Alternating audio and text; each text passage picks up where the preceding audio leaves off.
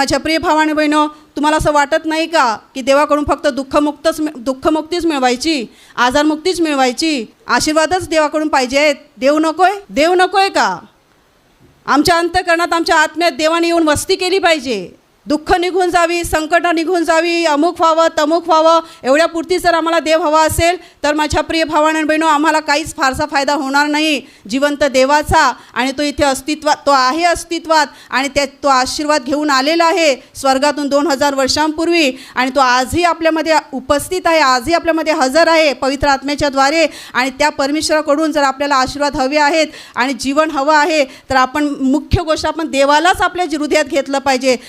तो आपल्या हृदयात आला, तो आपल्या अंतःकरणात वस्ती करू लागला की मग माझ्या प्रिय भावाने बहिणो, त्याची वचनं, त्याचे नियम पाळणं आपल्याला सोपं जाईल.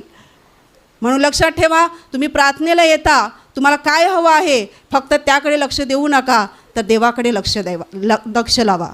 देवाकडे बघा, त्याच्या प्रेमाकडे बघा, त्याच्या सामर्थ्याकडे बघा. त्याने तुम्हाला जीवन द्यावं, खरी शांती द्यावी, म्हणून तो इकडे हजर आहेच. पण तुम्ही काय मिळवू पाहता, तुम्हाला त्याच्याकडून काय हवं आहे ते पण फार महत्त्वाचं आहे.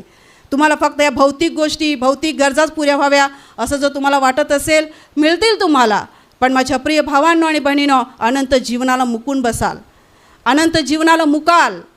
म्हणून आपल्याला देव मिळणं गरजेचं आहे, देवाची वचनं मिळणं गरजेचं आहे, देवाच्या इच्छा आम्हाला कळल्या पाहिजेत, देवाची काय मर्जी आहे ते आम्हाला समजली पाहिजे, आणि त्याप्रमाणे आमचं जीवन आम्ही व्यतीत केलं पाहिजे, जगलं पाहिजे. तरच माझ्या प्रिय भावाने बहिणींनो, आमच्या जीवनाला अर्थ आहे आणि आमचं जीवन पण आशीर्वादित होणार, आणि देव आम्हाला जे आशीर्वाद हवे आहेत ते तो भरपूर देणार.